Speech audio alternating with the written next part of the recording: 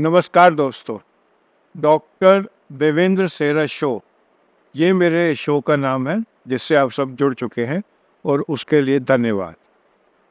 दोस्तों, आज हम जिस टॉपिक के बारे में डिस्कस करेंगे वो है एमीबिक लिवर एब्सेस। इससे पहले कि हम डिस्कस करें, मैं आपको एक बात बोल दूं कि ऐसे वीडियो बनाना मेरे अपने तजर्बे में आसान नहीं होता। इसमें पिछले 40-45 साल का क्लिनिकल तजर्बा इन्वॉल्व होता है।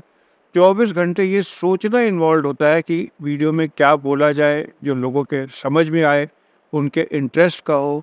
और इसलिए अगर आपको मेरा ये पसंद आते हैं इस तरह के अपडेट, तो मेरी आपसे विनती है कि आप मेरे चैनल को सब्सक्राइब कर लो और इसको आप लाइक माइंडेड लोगों में शेयर कर लो और लाइक कर दो। मेरे इस तरह के अपडेट बनाने के 2 वजह हैं। एक तो ये है कि पिछले 40-45 साल मरीज़ देखते हुए मैं लगातार पेशेंट्स को इनके डिज़ीज़ के बारे में बताते हुए थोड़ा एग्ज़ॉस्टेड फ़ील करने लगा था, और मैंने सोचा कि क्यों ना मैं इस तरह के वीडियो बना लूँ और अपने पेशेंट्स को कहूँ कि वो इनको देख लें, जिससे उनको अगर मैं कोई चीज़ मिस भी कर देता हूँ, तो उनको समझना आसान होगा। क्योंकि मेरा अपना ये सोचना है कि पेशेंट को अपने साथ ट्रीटमेंट में इन्वॉल्व करना चाहिए, और इसलिए पहला कारण तो मेरा ये वीडियो बनाने का ये था। और दूसरा, जो समाज ने मुझे पिछले 40-45 साल में दिया है, मुझे लगता है कि मैं समाज को वो वापस दूँ। तो आज का टॉपिक है अमीबिक लिवर एब्सेस। ये हर सीज़न में होता है, बारिशों में ज़्यादा होता है। और नाम से क्या लगता है अमीबिक, यानी कि इसके करने का वजह होते हैं एंटामीबा, एक किस्म का पैरासाइट होते हैं जो बॉडी में होते हैं, जो अमीबिक होते हैं, जो हमारे खाने-पीने से जो कंटामिनेटेड वाटर है उससे हमारे शरीर में आते हैं। अमीबिक लिवर यानी कि जो लिवर में जाते हैं। एब्सेस यानी कि फोड़ा। एब्सेस एक माइल्डर वर्ड है फॉर द डिजीज़। हमारे लिवर के अंदर पस का कलेक्शन हो जाता है जो अमीबिक लिवर एब्सेस कहलाता है। इसको अमीबिक कहना इसलिए ज़रूरी है क्योंकि एक दूसरे एब्सेसेस होते हैं जिनको हम पाइमिक एब्सेस कहते हैं, जो पस की वजह से, जो अमीबा नहीं होते, मल्टीपल एब्सेसेस होते हैं। अमीबिक एब्सेस लिवर में 1 हो सकता है, 2 हो सकते हैं, बस बहुत नहीं होते। लेकिन पाइमिक एब्सेसेस, पस वाले एब्सेस कई होते हैं, और दोनों में डिफरेंशिएट करना बहुत ज़रूरी है क्योंकि दोनों के कारण फ़र्क होते हैं। आज का हमारा विषय रहेगा अमीबिक लिवर एब्सेस। अगर हम कभी कंटैमिनेटेड पानी पीते हैं जिसमें अमीबा होते हैं, तो हम सबको पता है कि हमारे पेट में गुड़गुड़ होती है, और मरीज़ जनरली खुद जानते हैं, कहते हैं मुझे अमीबाइसिस हो गया, पेट खराब हो गया, कोई एंटी अमीबिक दे दो।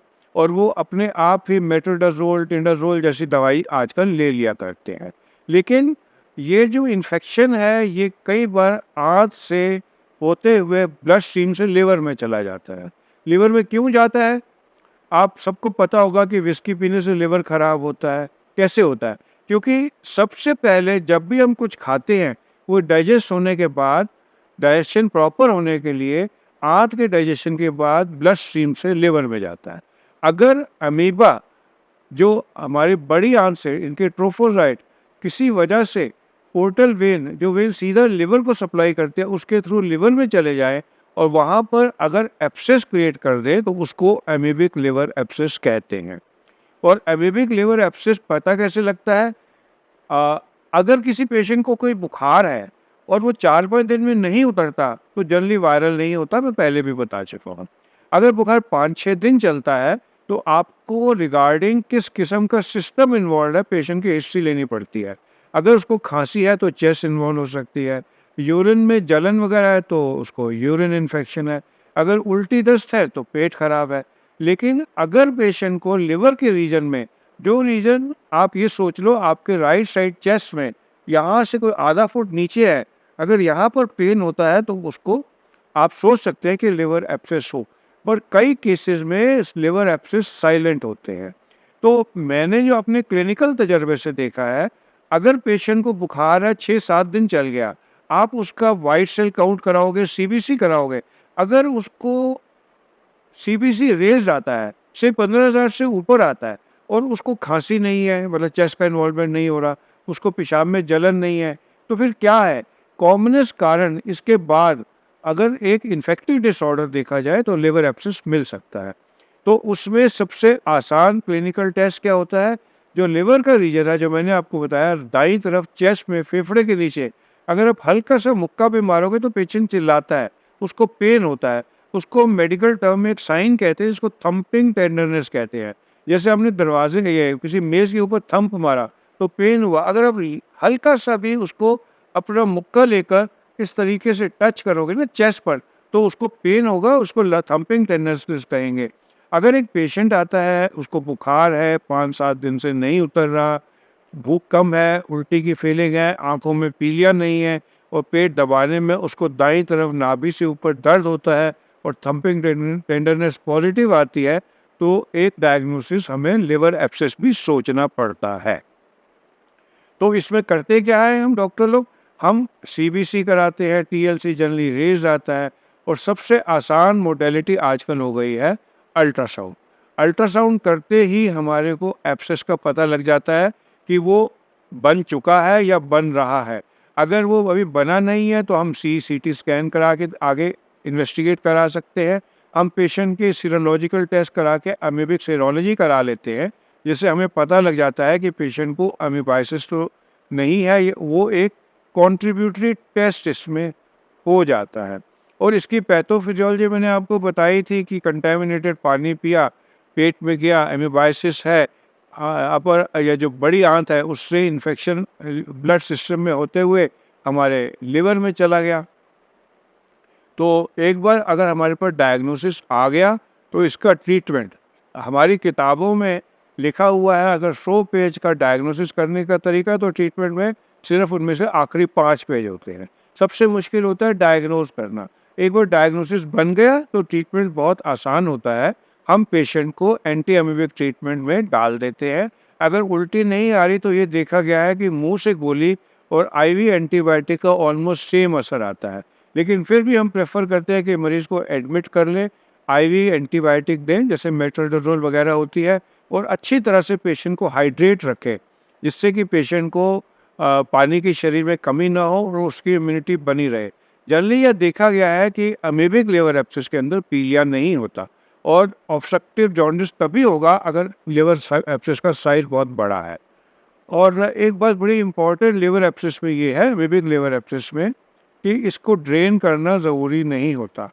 मेडिकल साइंस में pus anywhere in the body is to be drained, लेकिन अमीबिक एब्सेस इसमें एक एक्सेप्शन है।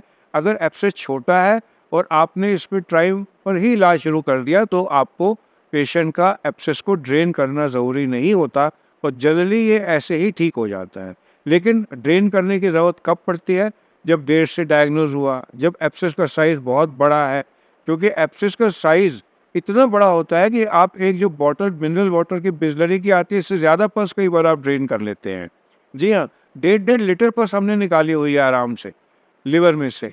तो आपको ये देखना पड़ता है कि पस का अमाउंट कितना है, पेशेंट को सिम्पटम्स क्या है, जो हम लोग लेकर चलते हैं जिसमें हम लिवर एब्सेस को ड्रेन करें।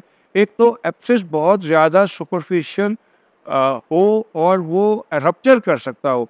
जैसे एब्सेस यहाँ पर है या लिवर पे, स्क्रीन में पूरा नहीं आएगा। अगर एब्सेस उसका लिवर में है और वो ऊपर दिल की तरफ पॉइंट कर रहा है और हार्ट की तरफ रप्चर कर जाए, नीचे इन पेरिटोनियल कैविटी में रप्चर कर जाए, अगर वो ऊपर लंग्स के नीचे प्लूरल के अंदर रप्चर कर जाए, तो ये सब इंडिकेशन होते हैं कि एब्सेस इज़ टू सुपरफिशियल और वो रप्चर करना कर जाए, तो हमें इसको ड्रेन करना होता है।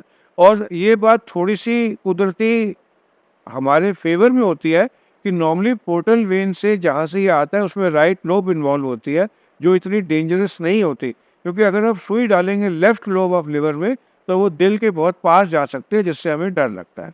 और अगर एब्सेस अभी पूरी तरह बना नहीं है, यानी कि जैसे फोड़े का मवाद है पूरी तरह इकट्ठा नहीं हुआ, तो उसमें हम नीडल से कई बार नहीं निकाल सकते। जैसे हम नीडल से शहद को नहीं खींच सकते, दूध को खींच सकते हैं। तो इसलिए अगर एब्सेस बहुत गाढ़ा होता है तो हम उसको जितना निकाल सकते हैं निकाल कर अंदर एक कैथेटर डाल देते हैं, जिसको पिग टेल कहते हैं। तो पिग टेल कैथेटर डला रहता है जब तक पस ड्रेन हो रही है, उसके बाद हम वो टेल निकाल देते हैं। अगर थिन पस है तो हम एक ही सिटिंग में सारी पस निकाल सकते हैं। और जनरली ये सारे पेशेंट अगर हम टाइमली डायग्नोज कर लें तो ये ठीक हो जाते हैं। तो नटशेल में हम क्या कहेंगे, कोई भी बुखार जो 6 दिन से ऊपर चल गया है, अगर भूख कम हो रही है, बदन दर्द है, तो आपको लिवर एब्सेस इंडियन सेटअप में सोचना पड़ेगा।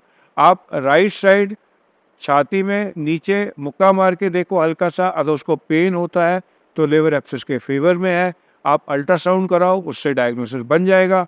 अगर एब्सेस बिल्कुल सुपरफिशियल है और उसके रप्चर होने का डर, तो नीडल से निकाल दो। अगर पस का अमाउंट बहुत ज़्यादा है तो भी इसको निकाल दो। अगर पेशेंट को बुखार 103, 104 जा रहा है तो भी निकालना पड़ेगा। अगर पेशेंट को उल्टियाँ आ रही हैं और वो टॉक्सिक लग रहा है तो उस कंडीशन में भी आपको पस को ड्रेन करना पड़ेगा। अगर इनमें से कुछ नहीं है तो आप पेशेंट को एंटीबायोटिक देकर और एंटी अमीबिक ट्रीटमेंट देकर वेट करके देख सकते हैं, और जनरली ये सारे पेशेंट ठीक हो जाते हैं। मेरे अपने तजर्बे में ज़्यादातर सारे ही मरीज़ ठीक हो जाते हैं। बहुत रेयर होता है, अभी तक पिछले 5-6 साल में 1-2 ही मरीज़ देखे हैं जो लेट आए, जिनका रप्चर हो चुका था पेरिटोनियल कैविटी में, पेट के अंदर, जिसमें मेडिकल इमरजेंसी बन गई। सर्जन ने चीरा देकर पेट से मवाद निकाला और पेशेंट की जान तो बच गई, लेकिन काफ़ी तकलीफ़ से उसको गुज़रना पड़ा। तो मेरे ख्याल से लिवर एब्सेस के लिए आज के लिए बस इतना ही। पाइमिक एब्सेस पे हम फिर कभी बात करेंगे, और अगर आपको मेरे इस तरह के अपडेट अच्छे लगते हों, तो प्लीज़ मेरे चैनल को सब्सक्राइब कर दो और अपने लाइक माइंडेड लोगों में शेयर कर दें। शुक्रिया।